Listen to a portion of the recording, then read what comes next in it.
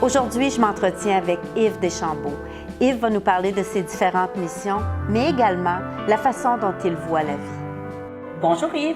Bonjour. Merci beaucoup de nous accorder cette entrevue. Ça me fait plaisir. D'abord, j'aimerais savoir qu'est-ce qui vous a amené à vous enrôler au sein des forces? C'est l'influence de famille. Mon père, il était artilleur.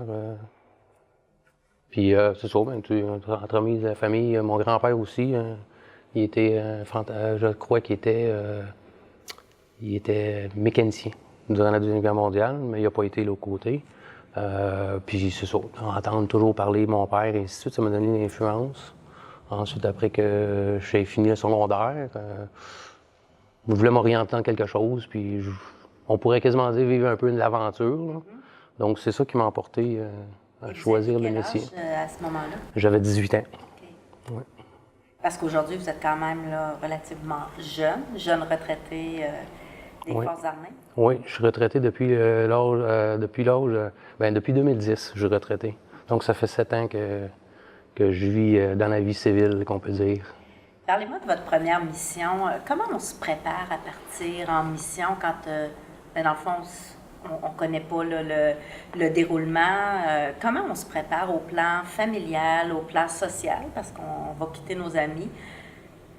La première mission, c'était en 92. On était le deuxième contingent canadien qui est rentré en Bosnie.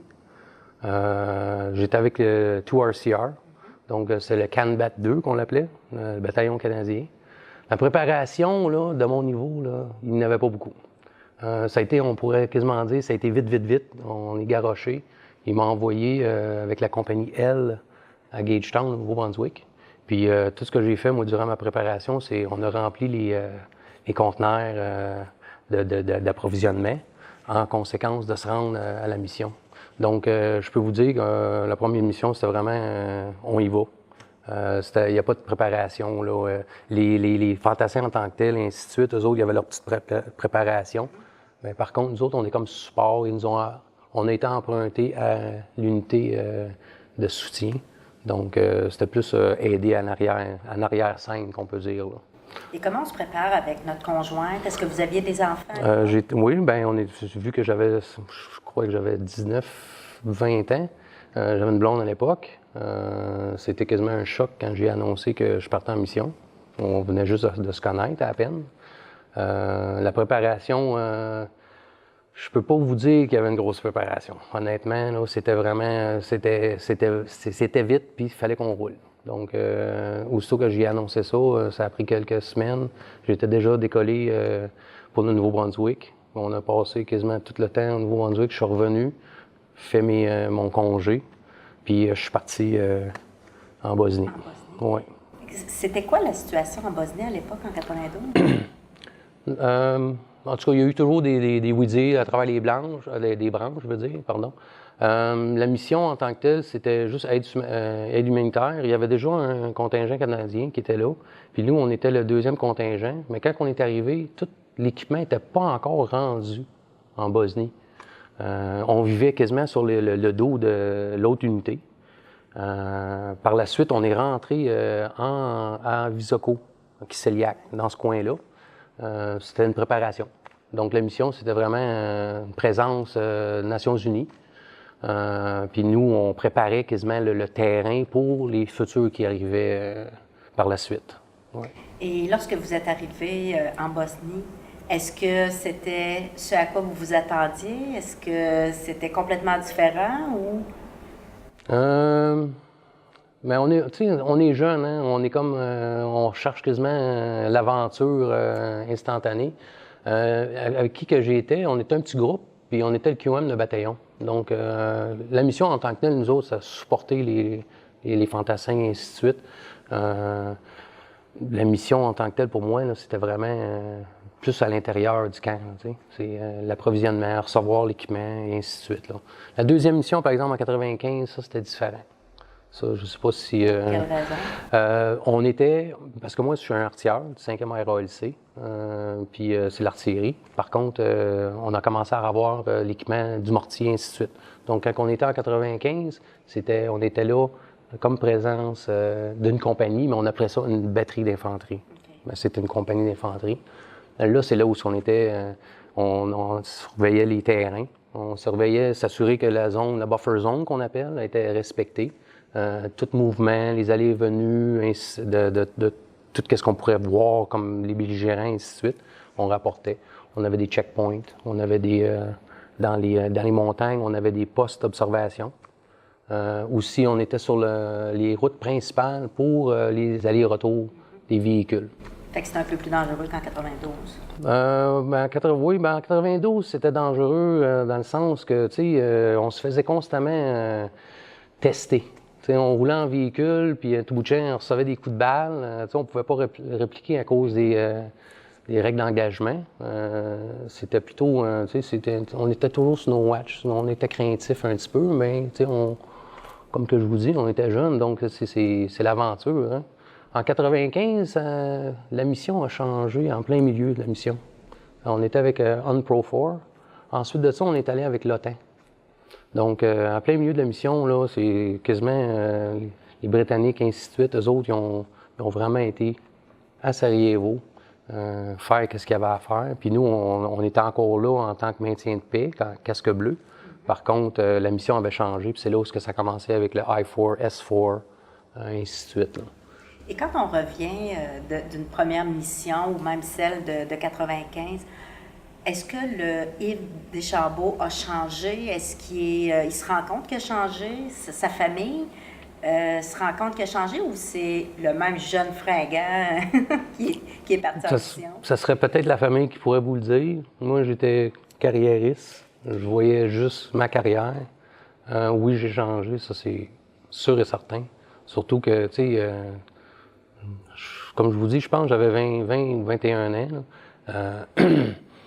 La vie pour moi était totalement différente. Isolé pendant presque 7 mois, là, chaque mission, là, surtout la première. Quand je suis revenu, je voyais la vie d'une autre façon. Et est-ce qu'on en parle avec ses collègues quand on revient? Ou on garde ça pour soi? On n'en parlait pas bien. On riait, on rit ou on riait entre nous autres. On se lançait des petites jokes.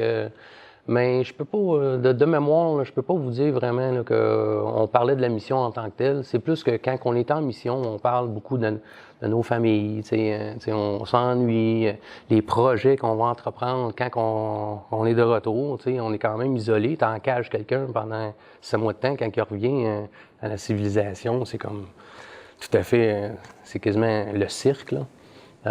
Mais changer, oui, je pense que c'est là où j'ai vraiment commencé à m'isoler un peu.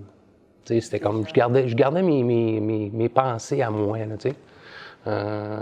mais comme je vous dis, on est jeunes, on est là pour justement ça, l'aventure. On s'enrôle justement dans l'armée parce qu'on veut vivre ces expériences-là, et ainsi de suite, là. Comme je vous dis, c'est probablement les familles, la famille proche qui pourrait vous dire là, comment est-ce que j'étais, mais je le sais que j'avais changé quand je suis revenu. Là, je voyais la vie vraiment d'un autre côté. Là. Et votre conjointe à l'époque, en 80, votre première mission, est-ce qu'elle était toujours là au retour? Oui, la deuxième mission était là de retour. Ensuite de ça... Elle a appris à vivre avec un militaire. Oui, ça l'a appris quand même assez vite parce que quand on s'est connus au début... j'étais au Lac-Saint-Jean, puis il y a eu les feux de Bécomo. Donc, le téléphone a sonné, puis il fallait qu'on rentre. Donc, je suis parti. C'est là où je pense qu'elle a vraiment réalisé que, tu sais, j'étais avec un militaire, tu sais. C'est ça. Parlons maintenant de votre mission en Afghanistan dans les 2007-2008. Oui. Comment on se prépare à cette mission-là, sachant que c'est un peu plus dangereux? La situation était quand même différente des autres missions. Comment on se prépare? Plan familial, personnel aussi? La mission en Afghanistan, cette mission-là, c'était vraiment axé sur le combat. La préparation, moi, j'avais été muté entre-temps de mon unité. Je suis parti de l'unité 2001 jusqu'en 2005. En arrivant, c'était go, les cours, parce que ça faisait quand même 4 ans que j'avais... Moi, je suis un métier spécialisé. Fallait que je me remets à jour dans tout l'équipement qu'on venait juste de revoir. Les unités, ça faisait un bon 4 ans qu'ils s'organisaient. Donc, c'était un gros bourrage de crâne. Ensuite de ça, la planification, les procédures de bataille, et ainsi de suite. Ça a été beaucoup. Quand je suis arrivé sur le terrain en Afghanistan, on peut quasiment dire que je suis arrivé brûlé. J'étais épuisé, là, sauf que de l'entraînement, parce qu'il y a beaucoup de montées en puissance. Puis en plus de ça, il y avait eu une montée en puissance auparavant, mais ça avait été retardé, donc on était, on peut dire stand-by. Une montée en puissance? Une montée en puissance, c'est justement une préparation pour aller en mission, là. Donc c'est le terme qu'on utilise à l'époque. Je ne sais pas si on l'utilise encore, ça fait quand même 7 ans que je suis retraité. Là. Mais c'est ça, rendu en Afghanistan, c'était... Si on revient à la préparation, on prépare notre conjointe. Est-ce que vous aviez des enfants? Ah non, oui. Moi, j'ai eu un divorce entre-temps, les démissions. J'avais un garçon à l'époque. En 2007, il avait 7 ans. Lui, la préparation, moi, puis mon ex-conjointe, il dit pas qu'est-ce qui va se passer là-bas. Moi, c'était plus, on va juste dire que papa, il s'en va aider les gens, puis, je vais être parti pendant un certain nombre de temps. Elle a essayé de ne pas écouter les nouvelles, parce que je voulais pas, il n'était pas nécessairement dans le milieu, lui, il demeurait à Sainte-Foy, donc il n'était pas dans le milieu comme mon plus jeune aujourd'hui. Il est sur la base à l'école, donc il voit beaucoup plus. Absolument. Mais lui, c'était comme, papa il est parti, puis je voulais pas l'inquiéter. C'est ça mon but. Ma conjointe que j'avais à l'époque, quand je suis parti en Afghanistan en 2017, ça a été un peu, ça a été rush. Elle était enceinte, donc on a même provoqué mon garçon une semaine en avance. On était avec toutes les procédures du médecin, ainsi de suite. Tout était correct là, de ce niveau-là. Mais aussitôt qu'elle a accouché, moi, c'était sur l'avion, puis je suis parti. Je suis allé m'entraîner dans les États-Unis. Ça a été difficile un petit peu, celle-là. Parce que là, j'étais en mission avec des enfants comme en arrière de la pensée toujours. Là, donc, il y a beaucoup de fois, là, lorsqu'on était, on peut dire, au combat, tu as toujours la petite arrière-pensée en arrière de notre tête, là, nos enfants. Là, ouais. Et lorsqu'on arrive en Afghanistan, j'imagine que c'est un peu différent de ce qu'on avait imaginé, ou c'est absolument ce que vous aviez en tête? L'Afghanistan, pour moi, c'était... c'est un changement. C'est vraiment... ça a changé ma vie. On le savait qu'on y allait là, puis on était pour avoir des blessés, on était pour avoir des... Et ça, est-ce qu'on en discute entre oui. frères d'armes, sœurs d'armes, oui. ou même dans l'avion? Dans l'avion, la réalité, qu'il était pour avoir des blessés, il était pour avoir des morts au combat, on en parlait. Moi, surtout, comme je vous dis, on était spécialisés, nous. Et mon métier, c'était le support, j'emmenais le support aérien et ensuite l'artillerie. Donc, on était en avant avec les fantassins. Mes gars, moi, c'est justement, on était assez ouverts pour, on se préparait. Les rencontres auparavant, moi, personnellement, là, j'avais l'impression que je m'en allais là, puis c'était fini, là, Mais, j'avais dit aussi que je m'en allais là pour aider. Je m'en allais là aider mes confrères, mes frères, mes sœurs d'armes. Justement, Yves, parlons-en de cette mission-là en 2007.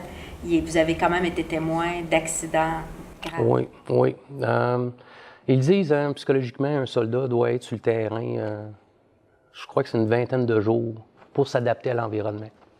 Nous, quand on est arrivés, en dedans de 24 heures, j'étais déjà sorti avec mon équipe, mon détachement. Ça a été beau. Ça a été un gros rush. Oui, on a été chanceux malgré tout, parce que je crois qu'on était au-dessus de 19 missions de combat qu'on a fait. Chaque combat, je peux vous dire que ça dure entre 5 et 10 jours, parce qu'on allait prendre du terrain. Ensuite, on préparait le terrain, puis on nettoyait autour du terrain, puis on gardait le terrain. Donc, pour récapituler la question, là, La première vraiment mission de combat que le groupement tactique du 3e R22R, c'était le 22 août. Donc c'est là où on a perdu justement Mario Mercier. Puis un bon. Partie de votre équipe. Oui, il faisait partie de mon équipe. Ben, il faisait partie de l'équipe de combat quand on était là. J'étais en support avec le major Aboud. Lui, c'était le major le commandant de la compagnie. Puis j'ai perdu un frère proche pour moi. C'est un frère, mais c'est Christian Duchesne. On l'avait baptisé Conan. Ça a été difficile, celle-là. Puis qu'est-ce qui est arrivé?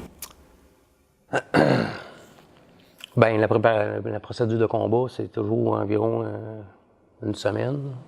Ensuite de ça, la journée a débuté assez tôt le matin. Toute la journée, on avançait, puis c'est protection de la force. On minimisait les dommages collatéraux, surtout sur le terrain aussi, autant pour nous et pour l'endroit où on rentrait.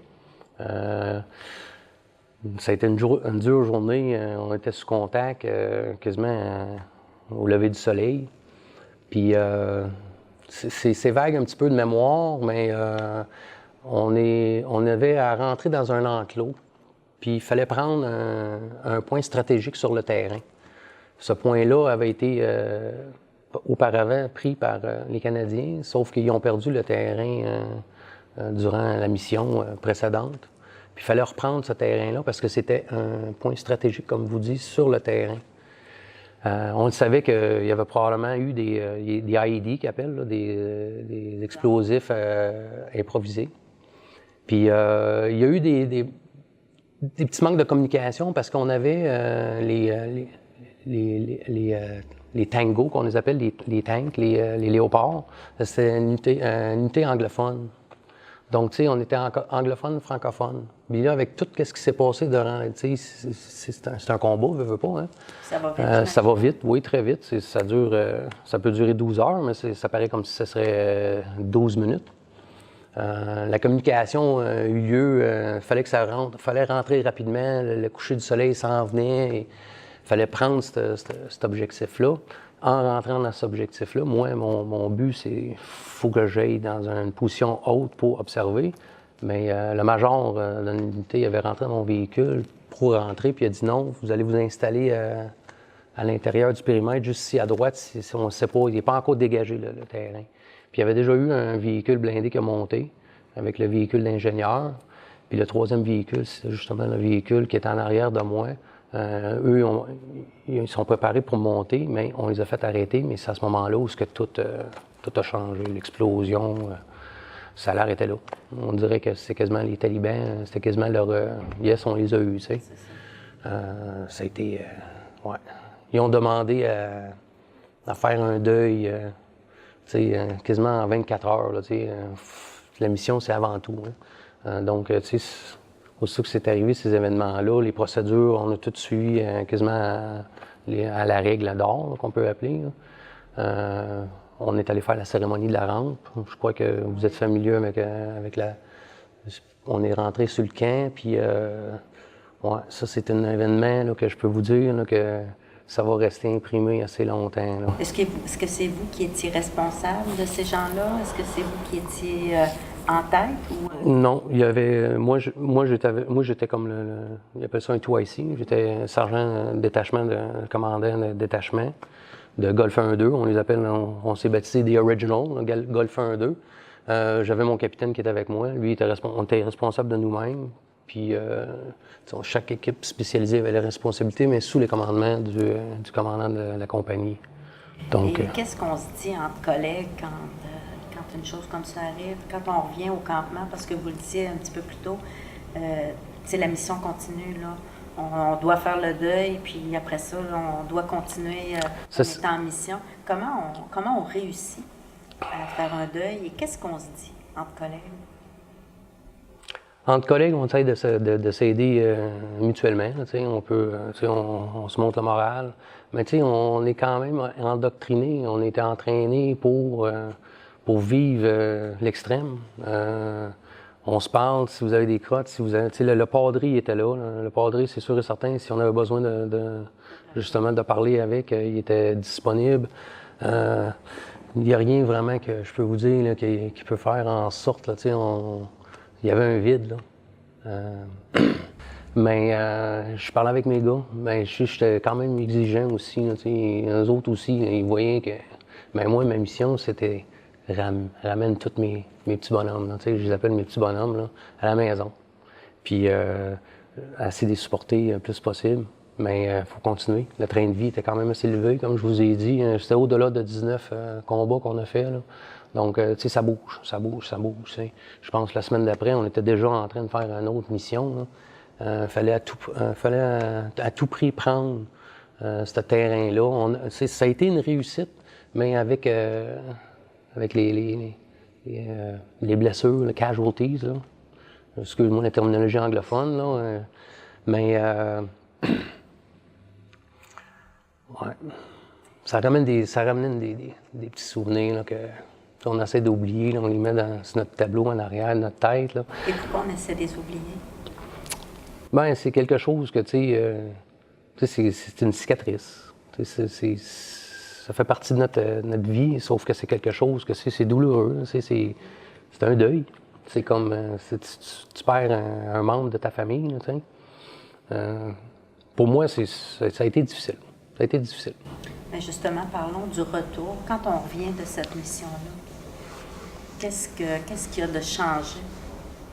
Est-ce que le Yves Deschambault est le même lors du retour de ses missions, de ses premières missions? Ah non, j'ai vraiment changé. Là. C'était quasiment un 180. Tu te questionnes beaucoup. Qu'est-ce que j'ai fait? Comment est-ce qu'on aurait pu le faire? Qu'est-ce qu'on a fait? Est-ce que vous vous sentiez responsable? Oui, j'avais... Ben, tu sais, chaque personne est différente. Moi, j'avais comme... Au début, j'avais comme une honte. Pourquoi j'ai été aussi loin? Tu sais, j'étais une machine, tu sais. Tu sais, même lors des combats en Afghanistan, là, tu sais, j'étais rendu... J'étais comme... C'était dangereux pour moi, qu'on peut dire, là, parce que je prenais des risques inutiles. Tu sais, j'étais au-dessus de mes moyens. Tu sais, je savais exactement, OK, on va rentrer ça comme ça. Puis, tu sais, quand je suis revenu, par exemple, la réalité revient. Hein. Là-bas, tu as juste toi, puis ton équipe. Mais quand tu reviens ici, c'est complètement différent. Là. Écoute, les responsabilités familiales. Tu sais, j'ai ma conjointe à l'époque. Tu sais, mon bébé. Mon enfant, il avait même pas 1 an encore, là, puis tu sais, c'est papa, puis je le tenais, puis il me regardait, puis tu sais, il y a eu beaucoup de... Là, mais moi, mon problème, comme je vous ai dit au début, j'étais arrivé là brûlé, tu sais, j'étais fatigué, j'étais saturé. Quand je suis revenu, on dirait que c'était comme une grosse vague qui est comme, il m'a emporté, là. J'étais plus capable de lire quelque chose. Il fallait toujours que je reprenne. L'isolement, c'est là où ça a vraiment commencé à prendre de l'ampleur. Je me suis reconcentré sur moi-même, sauf que c'est mon entourage qui voyait qu'il y a quelque chose qui va pas. Là. Sauf que moi, wow, là, ça va pas bien. Là. Surtout que quand j'essaie de faire mon travail lors du retour, là, j'avais de la misère. Comme je vous dis, je lisais, puis j'étais pas capable de finir ma phrase, fallait que je reprenne, puis il y a quelque chose qui allait pas. Donc c'est là où tu sais, signe d'alerte, un peu, ça va pas bien, là, je m'en retourne. Puis en plus, mon ex-conjointe était militaire. Okay. Donc en arrivant, elle est partie 3 mois sur un cours en Ontario, puis j'étais pris avec mon garçon. C'était beaucoup, là, tu sais, là, j'ai dit non, il faut que j'aille consulter. J'ai comme passe. À l'époque, tu sais, t'étais pas un homme si t'allais au médical, t'allais te consulter. À cette heure, ça a changé, tu sais. Avant, les émotions, les sentiments, c'est quoi ça? Non, c'est une douleur, on continue le chemin, tu sais. Mais non, moi, c'est parce que c'est grâce à mes enfants. C'est eux là, qui font en sorte que j'ai dit non, il faut que j'aille. C'est problématique, là. Il y a quelque chose qui marche pas dans le cerveau, là. Donc, j'ai été consulter. Les ressources sont là. Absolument. Ils sont là, oui, ils sont là. Et c'est juste que, tu sais, il faut sortir de notre isolement, là. Tu sais. Mais justement, le Yves Deschambault aujourd'hui, c'est quoi ses projets? Comment il vit au quotidien? Il a réalisé qu'il avait besoin d'aide, mais maintenant, c'est quoi le quotidien pour... Le quotidien pour moi aujourd'hui, je prends la vie, je me lève le matin, puis une journée à la fois. C'est une nouvelle journée. Mon but, j'ai beaucoup de misère à retrouver un but, un sens. J'ai accepté. J'ai essayé de retourner avec le programme de réhabilitation, réadaptation. On a ce programme-là. Je suis obligé d'abandonner, encore une fois. Malgré tout, le 20 ans de service, c'est des commotions cérébrales au niveau du cerveau, ainsi de suite, ça magane. Puis, rendu à un certain âge, retourner le banc d'école, là, c'est pas toujours évident. Puis comme je vous dis, moi, j'étais une machine, donc j'ai essayé de prendre un cours, puis même le professeur à l'école, j'étais comme « T'es qui, toi? Je suis pas trop sûr. » là, t'sais. J'étais encore dur avec moi-même, puis j'étais dur avec mon entourage. Donc c'est là où, tu sais, non, on prend un autre recul, on consulte. Le but aujourd'hui de votre rencontre, c'est une des raisons, là, vous me demandez le but. Je vois beaucoup de mes frères et mes sœurs d'armes qui souffrent en silence, puis le gros sourire, puis let's go, tu sais, la vie est belle, mais en dedans, là, non, ça va pas bien, tu sais. C'est le dernier suicide de Carl Jason Dunphy. Là, j'ai dit non. J'ai mis un X, là, j'ai dit non. Ça va faire, là, faut que je fasse de quoi. Est-ce que vous étiez toujours en contact avec lui? Oui, ben, tu sais, comme moi, je suis un passionné de la moto. Tu sais, puis lui aussi, d'ailleurs, tu sais, il était passionné de la moto, puis il reprenait goût de vivre, mais il est allé s'isoler. Puis en s'isolant, c'est les pires choses à faire. Il était loin, il était à Edmundston, donc il n'était pas proche. Puis comme j'avais déjà expliqué aux gens, quand c'est arrivé cet événement-là, j'ai fait 20 ans dans l'armée. Donc, j'avais 18 ans quand je quittais de la maison. Ma famille à la maison, c'est différent. Puis l'armée, c'était ma famille. Donc, si on s'isole à quelque part, moi, je trouve que c'est pas bon. C'est pas bon. Surtout que tu passes 20 ans de ta vie avec un groupe. Eux, c'est votre famille. Puis après ça, tu t'éloignes, il faut que tu restes proche. Lui, je peux pas vous dire qu'est-ce qui a poussé. On a chacun une vie. Mais moi, je me suis donné une obligation. C'est là où j'ai dit, OK, là, faut que je fasse de quoi? Parce que oui, il y en a des ressources. Faut sortir de notre isolement. Puis j'ai ouvert un blog. C'est récent, c'est nouveau. Je peux quasiment faire une promotion, promouvoir mon blog. C'est www.veteritas.ca. Veteritas, c'est une signification, c'est un vétéran, une vérité. Donc, c'est un rassemblement. J'ai créé ça avec un réalisateur que j'ai rencontré entremise d'un ami. Cette personne-là, quand j'ai dit, je me donne l'obligation, je m'oblige à sortir de mon isolement pour aider le mieux que je peux, de la meilleure façon que je peux. C'est quasiment comme un sergent, un NCO dans l'armée. C'est le backbone, c'est la colonne de l'armée, c'est le sergent. J'ai créé ce blog-là avec mes idées. Je peux être assez flyé dans mes idées. Ce réalisateur-là, il me suivait sur Facebook pendant des années, puis il dit on y va, 100 000 $. Puis moi, le but là-dedans, j'explique un peu ma vie dans l'armée. Puis j'ai aussi toutes les ressources nécessaires. Puis j'ai tout pris ça, c'est moi uniquement, là, avec le réalisateur, que je vais aller les chercher. Moi, je suis comme le chaînon manquant. Je suis un anglophone, comme je vous dis. Donc, toutes les autres provinces, le support et ainsi de suite, on dirait que la filtration ne se fait pas. Il y a toujours eu une différence de langage. Donc, c'est comme un blocage. Moi, j'ai dit, je fais mes recherches, puis le blog, c'est un blog bilingue. Pour ceux qui sont anglophones, francophones. Je veux aider mon petit cercle, puis prendre de l'ampleur par la suite. Donc, toutes les ressources, que ce soit pour la famille, le soutien, n'importe quoi, il y a info@veteritas.ca, pose des questions, on répond quand même assez rapidement.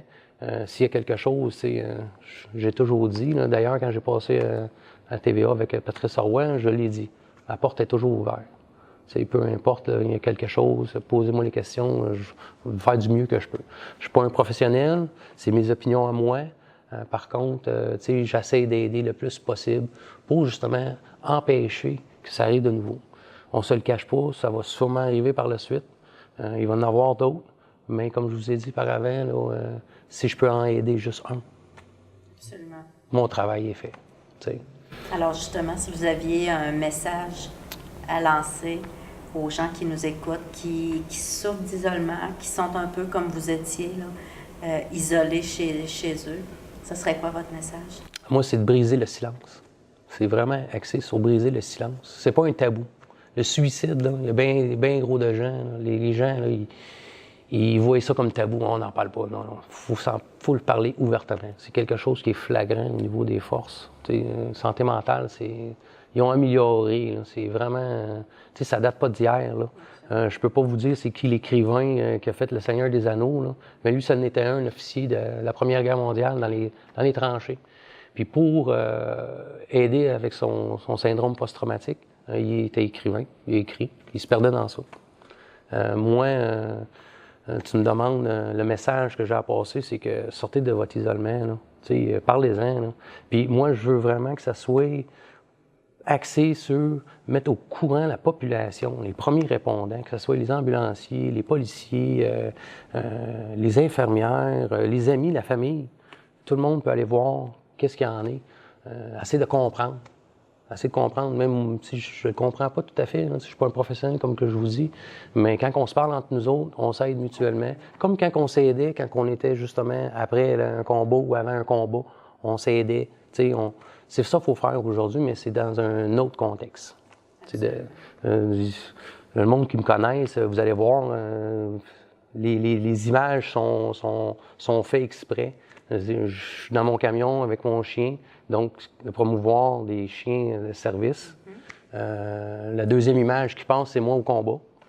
La troisième image, je suis avec ma conjointe, Amélie Chanard. Elle m'aide beaucoup. On est en moto. Puis comme je vous dis, je suis passionné de la moto, donc puis j'ai mis s'efforcer à vivre, parce que à tous les jours, on s'efforce à vivre. Il faut reprendre le goût de vouloir vivre. Oui, malgré les circonstances que j'ai, je peux vous dire en 2 minutes qu'est-ce que j'ai comme syndrome, mais je ne veux pas m'enligner trop là-dedans, mais j'ai été diagnostiqué avec un burn-out, j'étais en dépression sévère, j'avais le Operational Stress Injury, c'est un stress opérationnel, puis j'avais le PTSD. C'est beaucoup les missions aussi qui ont fait c'est le bagage, un gros bagage lourd. Mais votre conjointe, oui, ma conjointe. Elle vous a rencontré, dans le fond, vous étiez sorti des forces ou vous étiez encore... Oui, j'ai sorti des forces. On s'est rencontrés en 2012. Écoute, elle était complètement... Elle connaît aucunement le milieu militaire, qui est quasiment bon. Ça m'a permis de sortir de mon milieu militaire puis me refaire une vie. Elle m'a supporté énormément. Elle est toujours à mes côtés. Mes enfants, c'est pareil.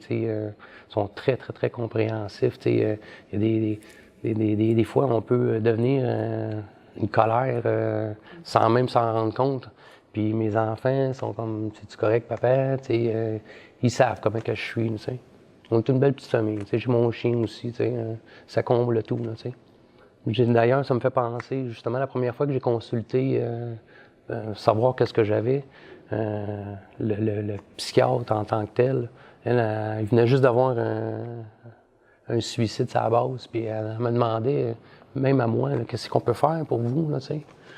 Moi, là, la seule affaire que je peux répondre, c'est que ici, aujourd'hui, il faut trouver un moyen pour s'ancrer, de vouloir prendre goût à la vie. Là. C'est complètement nouveau hein, quand on rentre dans le civil. Puis je pense que c'est un post-traumatique quasiment pour certains quand ils sortent des forces. Tu sais, t'es encadré, t'es dans une petite boîte, là, puis tu t'en vas là, tu t'en vas là. Pack tes bagages, on s'en va. Mais quand tu arrives, c'est comme partir de la maison, là, à 18 ans, là, le monde est grand, qu'est-ce que je fais? T'sais? quand tu as une famille, c'est pas toujours évident, là. Mais les conjointes, je leur lève mes chapeaux. Je leur lève mon chapeau, là. Écoute, ils sont capables de supporter, là, puis c'est important. C'est vraiment important. Puis de pas arrêter de consulter si tu as besoin de consulter. Écoute, ça fait 7 ans que je suis sorti des forces, puis je rencontre encore ma psychologue. Là, c'est rendu aux 3 mois, mais c'est comme, j'appelle ça un changement d'huile. Je m'en fais mon changement d'huile. J'ai une crotte sur le cœur, tu sais, c'est à l'écope, tu sais. Faut vraiment pas s'isoler. C'est ça mon message, là. Faut pas s'isoler. Faut trouver un moyen de prendre goût. Puis le blog, ça me donne cette obligation, tu sais, comme je vous ai dit tantôt, j'hésitais un petit peu de venir vous voir, mais j'ai dit non, il faut que je le fasse. Donc, je me suis donné cette obligation aujourd'hui de venir voir, de discuter de ma mission, qu'est-ce que j'ai fait. On n'a pas parlé beaucoup, mais du blog. Éventuellement, je veux aussi que ça devienne un vlog pour que, tu sais, j'aille voir justement des gens qui sont isolés. Tu sais, je me promène en moto l'été, donc tu sais, vous allez me voir partout à travers la province. Je vais voir mes amis, les frères d'armes, les sœurs d'armes, on discute, je mets des photos. Tu sais, ça donne un petit peu l'idée de la personne. Ah, ouais, moi aussi, il faut que je sorte de mon. Tu sais, l'isolement, on peut dire quasiment, c'est mortel, là, tu sais. C'est pas bon, c'est vraiment pas bon. Yves Deschambault, merci beaucoup d'avoir accepté notre invitation. Ça me fait plaisir. Merci beaucoup. Merci de m'accueillir.